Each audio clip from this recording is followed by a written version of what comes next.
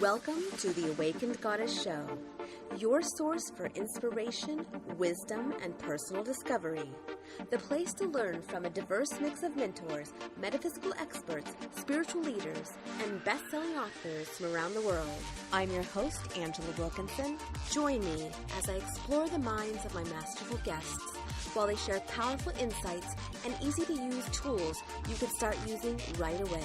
Now, let's tap into the energy of the Awakened Goddess and be enlightened by today's guest. Hello and welcome to this week's episode of the Awakened Goddess Show, where we co-create powerful, conscious conversations on the leading edge. Today, I have a dear friend, Shirley Bolstok, and she has, how many times have you been on the show now? I know that we had a great show. I think it might have been once, but we did we did a bonus and we did all kinds of fun stuff. Oh my gosh. Yeah. It seems like this is at least your third time, but, yeah. So I just want to welcome you to the show so we can dive in really quick because we're going to get into some really juicy topics. We're going to be talking about the illusion that is programmed into us at the soul level and our soul mapping and play around in this DNA stuff and looking at how everything's connected and there is no artificial intelligence. So many things. So welcome. Welcome. Wow. I got to tell you, I never thought these activations would keep expanding the way they have, but they have. They have really grown. They have really covered immense numbers of different ways to bring in consciousness.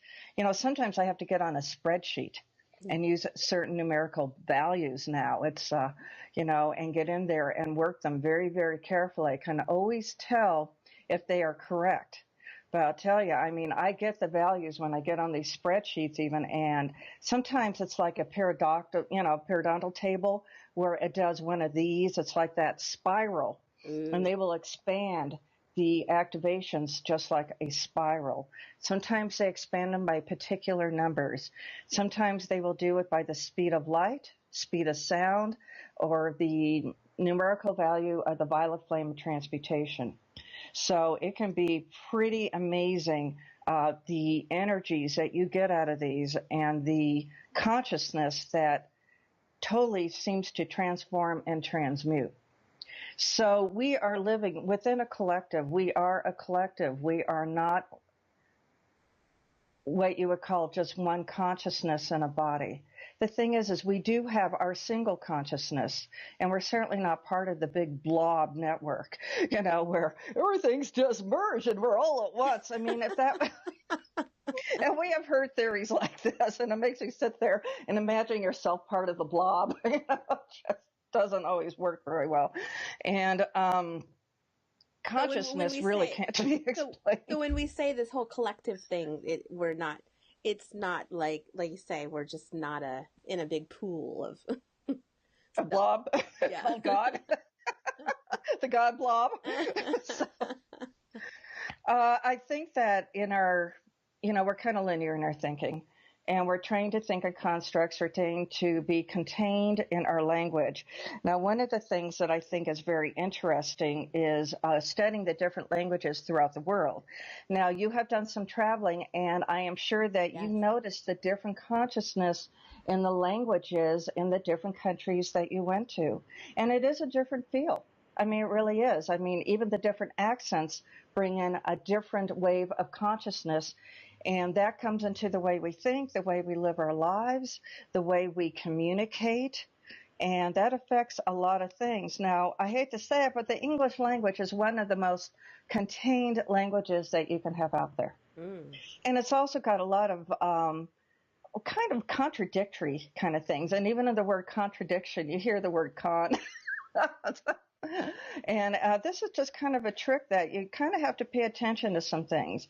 That in most of the languages where there may be an attempt at the most control and containing the consciousness to kind of keep people from totally understanding their ascension, you might see more things in more of an English language or more of the Latin languages. Whereas when you've got Hebrew, every letter is a language in itself. Every letter has multiple amounts of meanings. And it is the same with Japanese and the same with Chinese. So their way of receiving consciousness actually is different than the way we are. So I would always encourage everyone and anyone to learn as many different languages as you can, or at least learn to write them or read them and try to understand them. And studying the Kabbalah, you can understand the language of Hebrew that much better. It's a very ancient language. And you can get into a very deep DNA connection back into the ancient knowledges. And the only reason the Jewish people, the Jewish religion, stopped teaching the Kabbalah is they felt it was no longer necessary, or they felt that they wanted to get into a different consciousness and how they wanted to teach, Hebrew and teach, things. So the Kabbalah, becomes relegated right on a shelf as part of, a has-been, but it's making an emergence. And of course, there's a multitude of different opinions in that, as far as that consciousness and any other consciousness. Now, when you are programmed to receive a consciousness a very special way, and it becomes your truth, and it resonates as your truth, then when another consciousness shows up, it could be a little disconcerting. You could think, oh, is this evil? Or is this great for my awareness? Or can I comprehend this consciousness? So one of the things that is great about the activations is they expand awareness and they expand access. Because power is a misnomer. The concept of power, most people see it as might makes right. People see power as control. People see power as the glamour of, I will heal you, and then thousands fall to the floor, heal, thump, thump, thump, thump, thump, thump, look what I just did, just like cool stuff, and, so what the power is, the thing that can be most confusing about understanding powers is you become more awakened and you have more access. It's like, oh my God, I feel like God.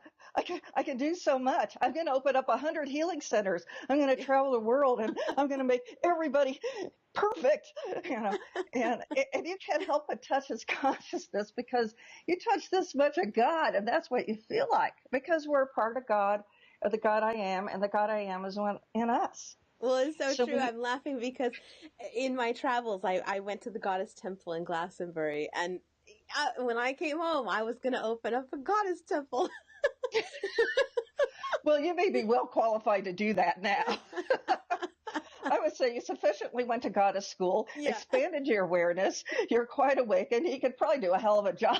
So, hey, I would support it. I think that would be wonderful. In Denver, we just opened up the God and Goddesses Celtic activations, which, and sometime here in the future, we will discuss some of those and bring them through. But those are amazing historical activations. So, of course, we brought in more of what I would call the celestial beings that are well known in the lore, and we will bring in even more. Yes, we did bring in a few leprechauns. That was fun. We brought in the Sasquatch from the Australia, New Zealand, and more of the Celtic regions that are in. And the Sasquatch is making themselves more known to people every day. They are very much a great help to humanity here. Yes, they are about 10, 11 feet tall, so it could be a little intimidating. But you're going to see footprints, left more and more in places. You're going to hear more sightings. And we've been opening up more of what, I don't know if you want to call them portals, but they now have interdimensional access to come in and communicate with us. So I'm sure you're going to hear more about that. I've also been opening up, not opening up, but bringing in more crystal skulls. And we, of course, all know about the 13 crystal skulls that have amazing history and very profound. And I got a message when I hit about the 64, and I got the number 64 in the activations. or it was probably, maybe it was 64, the Divine 72. It might have been when I got into 72. They showed up and asked if I could send the activations to them. So I did get with cohorts here in Colorado. And of course, I got with Garrett Duncan and Gail Fowler and my good shamanic friend, Steve Hinckley. He's a tremendous healer, even though very humble and modest about it. But we got in, the four of us got on, and we were able to bring in the activations into the realm of the 13 crystal skulls. And since then, they have been giving me activations to bring in new crystal skulls. So that has been something that has been very interesting. We brought in a 14th crystal skull, which was Angelica, and she's very much the divine feminine, very fabulous. We have also brought in Odin from the Norse lands, and he is the 15th crystal skull. Aga comes out of the areas more like more of the African type regions, and we also brought in more of the African activations, the beautiful, wonderful frequencies that came out of there, and the 16 dancing bones also came through. And these are like the bones you see out of Ezekiel, and the dry bones come to life and they dance. Yeah. Now, I don't want to give people visuals of bones chasing them down the hallways and corridors. This is not what we meant to be. But what it means is it takes the dry bones and gives them life. And we have very beautiful, like, perspective and manifestation and very beautiful names for each and every one of them that have come into our consciousness. And I know this sounds like very deep work. We just brought in Fiona. She is the 17th crystal skull, and she is out of the Ireland type energies and out of that area. And Lavinia comes out of more of the Welsh lands. That is the 18th crystal skull, and this came in very recently. This is probably kind of blowing a few people away that are listening to this, but I'm telling you, the consciousness is coming together from many, many arenas and many lands that are tremendously they're interdimensional. They come through the energies that are most like where they are from and most like where they reside. And then they are able to come through a series of activations that I am able to get, and we have calibrations to bring them through, and we can bring them through 13 dimensions, and they are able to come in. And they're all here to help with humanity, and all of us have access to the great knowledge that are in. And so we see a lot of the folklore and a lot of the things that people claim are maybe more fables or folklore or legends or made up, and they're showing up. Even Avalon. Avalon actually is a ship. It is a ship that is out there. It is interdimensional. And there is a Camelot in an interdimensional world. And Merlin, actually, who represents those, the alchemist energies, does show up and help us.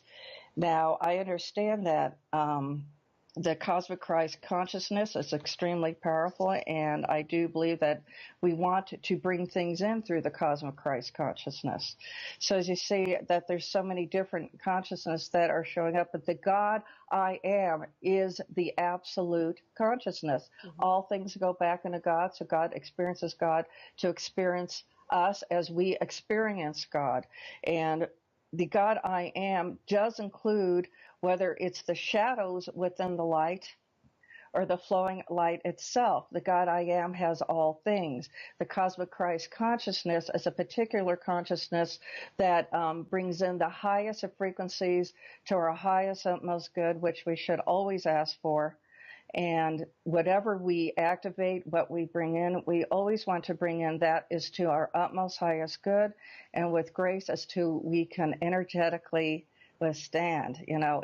We do not have to have ourselves blown away, driving under the merge because they just got an activation and they drive into another city and into another state and fall into the ocean because they don't know where they are. So, this is not what we're trying to create here. So it's always very good to be aware that there are many different consciousness that are always around us. And to think that we're just in our worlds, just, getting in traffic, maybe going to jobs or doing the things we're doing, even doing our metaphysical work. We could even get contained in our metaphysical work through ritual, through routine, because we are trained to feel God. We are trained to feel the energies coming in. Not that you won't feel them, of course you will, but we have this trained mindset that says, I know this is the goddess. I know this is God. I can feel this. And you got to watch that, because I'm telling you, consciousness is absolute and can come in many, many different ways. Mm-hmm. It is transformative at all times. Truth is ever moving at all times, and truth is ever changing.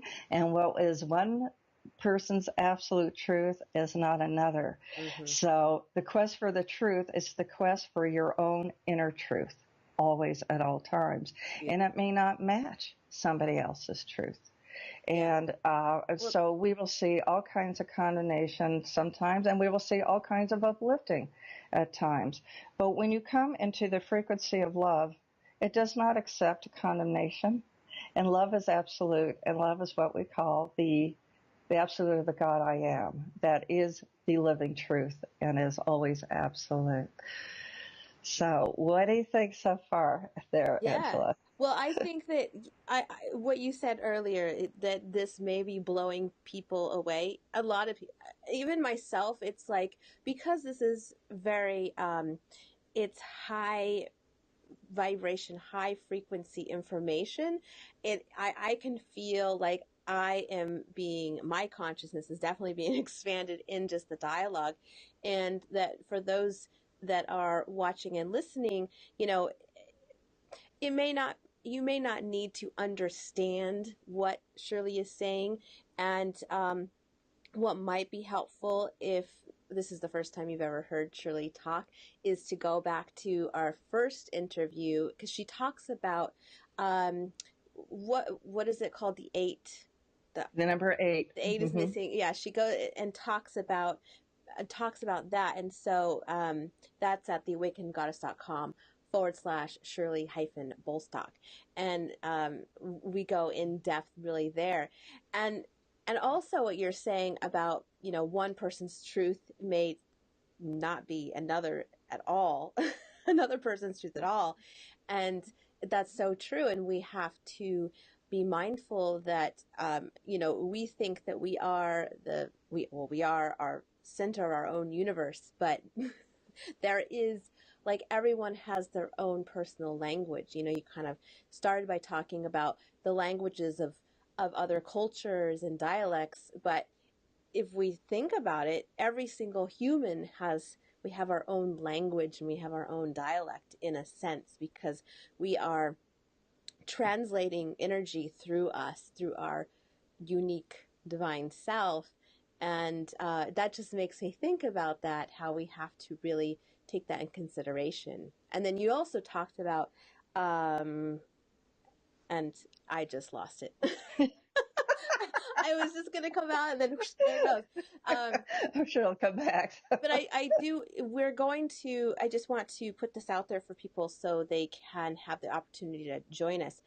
We're actually going to do a part 2 of this show right after we finish here. And we're going to do that in the Awakened Goddess community on Facebook, in the Facebook group. So you can run on over there and join us, join the group, and then we're going to do the part 2 there. We're going to lead you through, or Shirley's going to lead you through, an activation.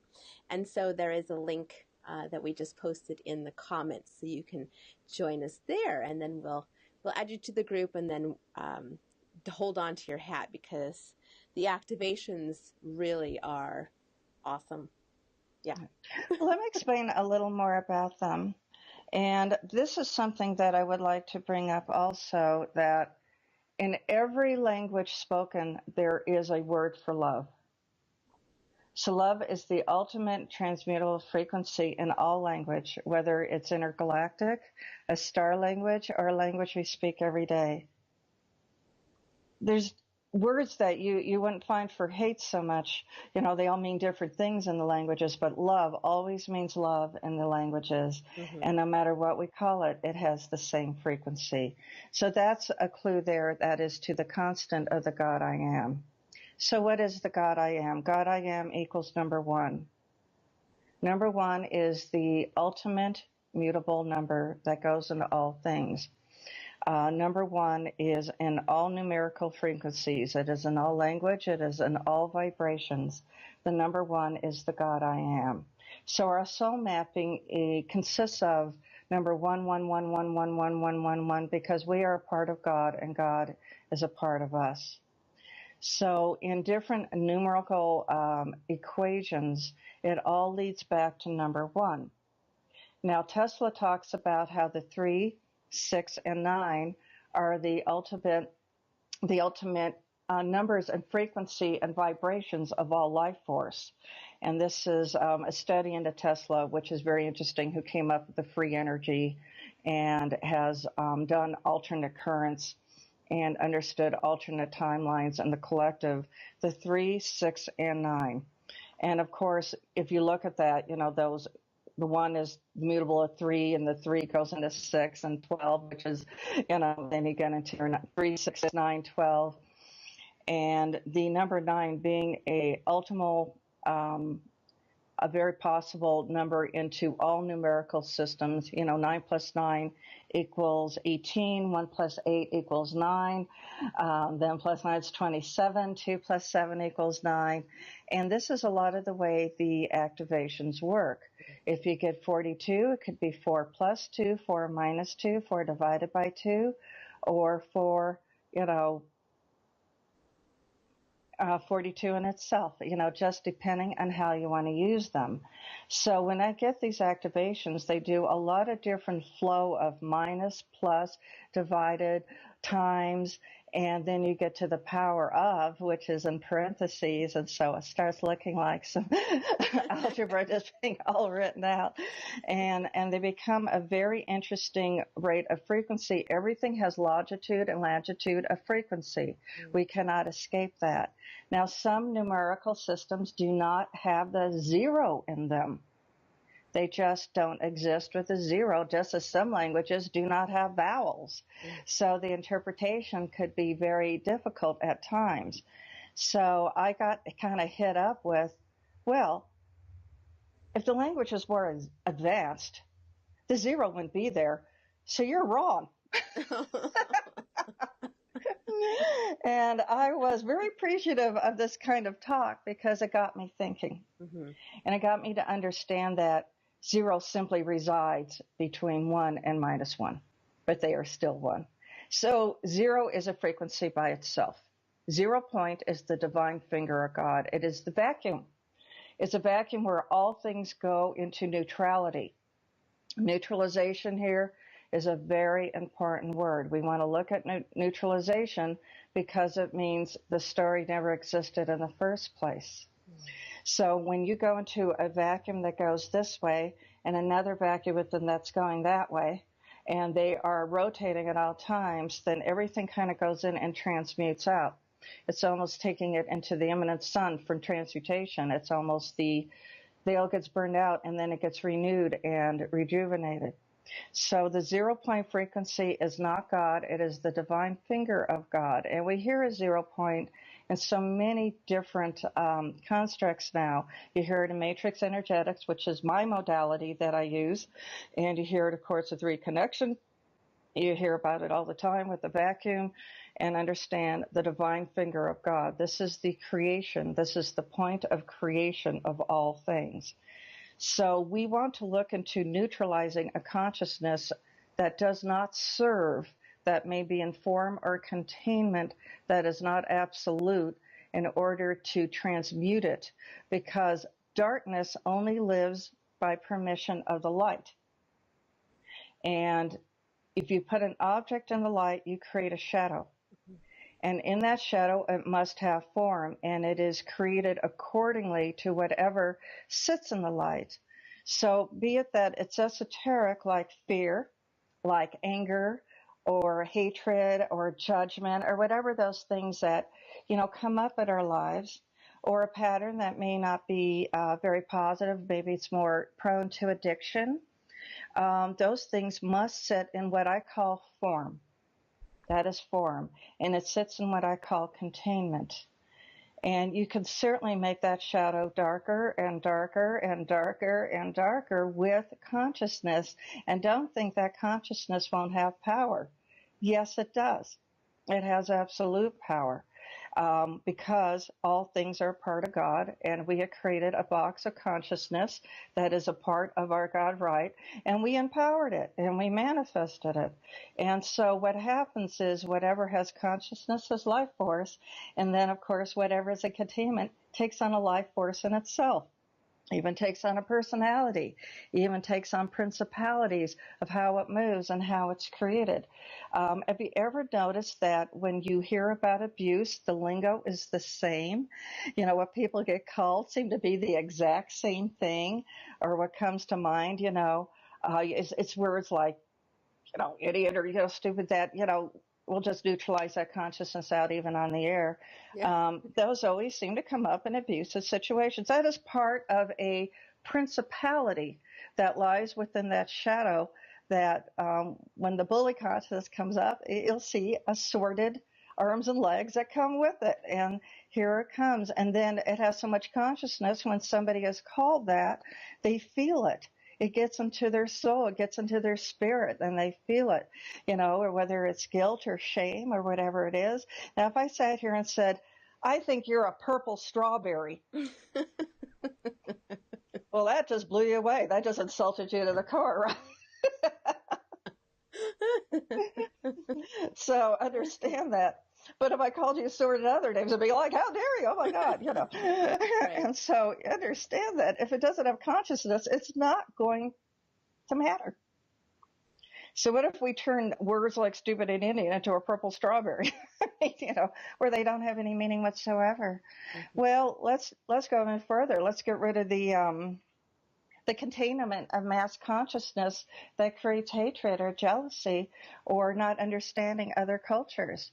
So this is why this kind of work is so powerful. The other thing that is important about frequency, it's in everything. If you're a shaman, if you're a Reiki master, if you are doing reconnection, or you're jumping rope to heal people, frequency is going to come through.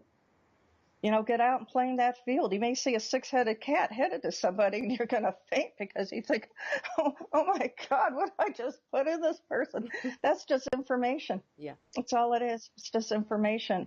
And they all work with frequency. And getting used to that and getting out of just the ritualistic type of thing could be a little difficult, but you can play within your ritual. So if you created a very ritual, or you have a numerous, symbols that you use, or a method you use for your healing, then play within the ritual itself. You can still take a play consciousness and an expanded consciousness and bring it into containment to use, because they all exist at the same time. So ritual does not ban other consciousness from coming through. They simply dance with the ritual you have created. Prayer, for instance, we have a consciousness of prayer, how it comes through, and it's very powerful, and it brings in a lot of love and light and healing. But there's no reason why an even greater, grander consciousness from the outside can come within that prayer. Mm-hmm. If it's about love, healing, then any consciousness outside of what you're doing will come in and join it. It all is the same when it comes to love. But when it comes to hate and jealousy and not wishing one well, it sits right in that containment. And the only outside consciousness that could come in would be love, because hate has to be informed. It has to have a created construct. So working in these abstract type of thought with consciousness kind of brings into a more understanding of how consciousness works. So now that you have this very dark shadow, and we could call it where witchcraft resides. We can't say that it doesn't have power. A lot of people have been affected by witchcraft. Manipulation is like witchcraft. If you use words long enough and you use them strong enough, they have their own real life force. They can change your DNA. Things change your DNA in order to acclimate to the consciousness you accept. So if you have a lot of guilt and shame going on, what can happen is your DNA can modify to it, believe it or not, because it is a record keeper and it is ever moving with consciousness, even though there is a physical manifestation. Now, even though they just discovered the double helix, I can guarantee you there's a quattro helix and there's number 8, and they can undo and twine back up. And it's not cancer in generations, it's the condition that opens up to cancer that often gets inherited. Believe it or not. So when we accept that, oh, this is in my family, watch the words, because it's more the attitude that opens itself up that will allow it to come into your body. The truth is we hold everything at once, and it's what we open up that can manifest. So now let's say we get back into generations of thought. So let's look at this dark form in the light. And we'll pick up this object and move it away, dissolve it. What happens to the shadow? It instantly disappears. The form can't even be remembered. It's like it never existed in the first place. This is what's key to neutralization. Poof. I don't care how dark that dark consciousness got. It could be dark than anything we've ever known. And don't think that darkness doesn't live in light. You think just filling a room with white light? Got news. It's an information gatherer. White light gathers information, and dark energy spins in white light, which even makes it even lighter. Ha ha, we don't have a black and white situation now.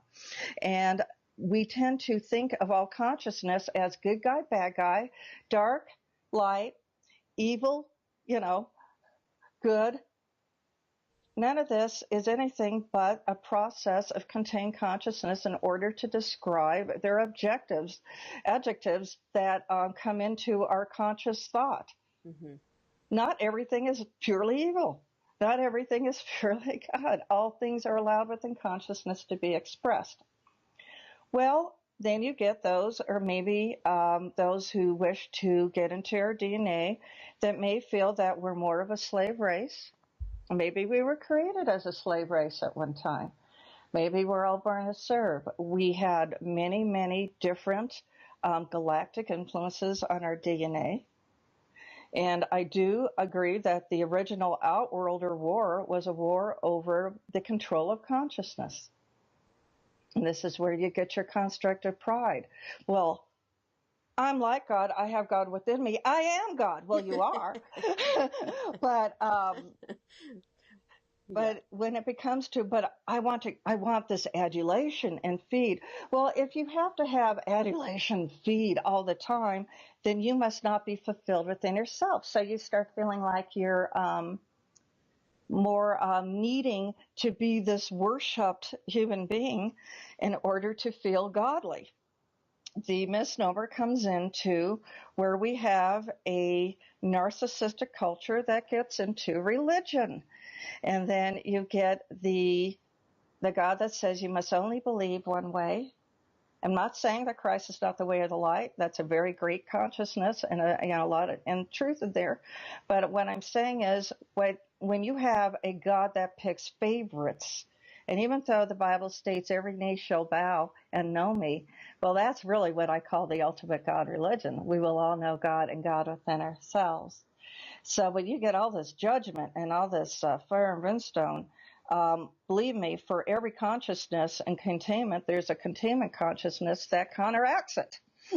So we can create a hell and brimstone and fire. We can create these heavens. But most talk about a consciousness that can't even describe a near-death experiences, that they can only describe as absolute love. And that's what you feel it. Some get cocooned because they've carried a consciousness with them through many, many past lives that are not serving them. And then it recreates itself in life after life. Well, this can happen in lives. This can also happen with our generational ancestors. Curses can travel through the generations. And not only can curses travel through the generations, vows, abundance issues, jealousy, war issues, stealing of lands, Even those of us that are attached to royalty, we might think, ha, I was attached to, kings and queens. I'm special. Well, what if it's Hagar the Horrible? I mean, let's face it. And even if it was, and even if it was somebody that was like Vlad the Impaler, like, oh my God, I'm not related to that man. Don't ever say that. Understand that all consciousness can go into neutralization and become godly and of the light. Mm-hmm. These were all expressions of consciousness at the time. And of course, royalty believed that they were closest to God, so anything they believed or felt was of God, and they were never taught any differently. So when you start awakening to new consciousness, it feels as though you are like God, awakening to new awarenesses, whether they are contained or not. So understand that we have all been very simple people, all been very famous people, and a lot of us have notoriety on our resume. Hey, a lot of things we can learn. Sometimes we pick up aspects of different great people who have lived in order to learn something that we need. I've probably had 15 people tell me they were Joan of Arc. I've had probably a ton of people tell me they felt they were Mary Magdalene. Mm-hmm. Well, I'm not saying they weren't. Right. You can carry aspects of these great personalities, and you can remember them as lives very easily. Mm-hmm. So I know that a lot of these legends of lores, bring up many who say, oh, I believe I was this queen or this king, or, well, you were. You were part of that aspect in order for your own aspect to grow. The thing is we're part of a tree. They're all monads, and they have branches, and they have different personalities, and we can't even have simultaneous lives that can affect each other. Sure. So our great deal is to want to work within the collective. I see people passing out from over-information, but let me make this a little simpler. So. Well, and then I just want to interrupt you, because we do need to wrap up and do the activation, because that's going to really help us embody all of this stuff that we're talking about. Because, yeah, I mean, it's really like esoteric and like stuff, and we really want to bring it down. Yeah. Well, it affects all bodies: emotional, mental, of course, physical, ethereal, and all translucent bodies are all affected by one another. So this does affect us physically. Mm-hmm. So I will reiterate how I came up with the 8 activations. One of the things that I had noticed, and this can be done through our own numerical language that we resonate to. And there are those who are controllers that were of the more galactic type that wanted us underneath their control to serve them more as a slave type of race. And they're still trying it to try to get into frequencies through our computers, our phones. Things are often, broadcast at us. Mm-hmm. They could come from huge machines and technology that we don't even have access to. But it's not going to work unless there's a consciousness of access programmed within our DNA. Okay. Mm-hmm. So what I found was a numerical sequence that didn't exactly work to our greatest good, but because, or what we call our greatest good, only because it went back into the number 1 of the God I am.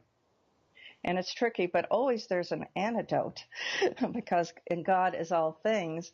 We just needed to learn how to work with the consciousness in a different way. So as long as we were unaware of this access, we would act out the illusions and the patterns of our ancestors in mass consciousness, and we would find it very much a reality, and we would accept a more narcissistic culture of God as the true God. And then we would act out as either an extension of the God ego, or we would act out as the martyr, which is also a very accepted form of serving God. Not saying that martyr in service is wrong, by no means, but martyr as victim certainly does not serve. Right. But here comes an extension of the God ego, and here comes the martyr victim, and they just go hand in hand like this lovely thing that comes out of, jigsaw puzzle, type of thing. But in truth, they really don't make a pretty picture when that starts to happen. What I found out after I worked with an abductee, and I noticed there was a holographic body of information that came through, that after we did 2 hours of healing, and it was phenomenal, and he was fine for 2 weeks, a holographic body of information was sent into this man, and he transmuted out to the new mapping that was designed for him, and he was back under all control. And he was back to where he was, and he was so disappointed. And you often hear healers talk about, wow, those abductees are the hardest. I mean, it seems like we do all this work, and they're just snapping right back in. Because there's technology that understands that the access was created through a false chain of frequency. So I'll be quick as we got to wrap up. 1 divided by 9. And this is what I was shown after I had a tantrum, ran around yelling and screaming, you better give me something, because this defies divine will. And if we have our own divine will and our sovereignty, then we're being tricked into choosing the illusion as our truth. We're choosing it through our own sovereign will.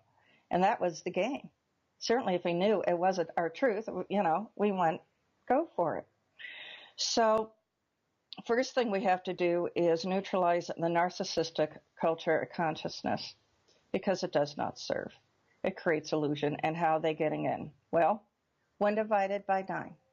You get 0.1111111. And folks, turn your phone sideways. It'll round up, okay?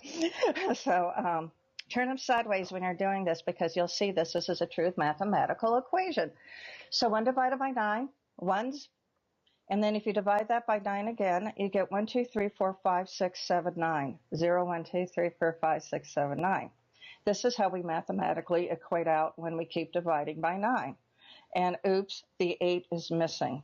And that was the first thing I was told before I even was told to get on a calculator and check this out. And I'm like, what do you mean the 8's missing? I'm like, huh?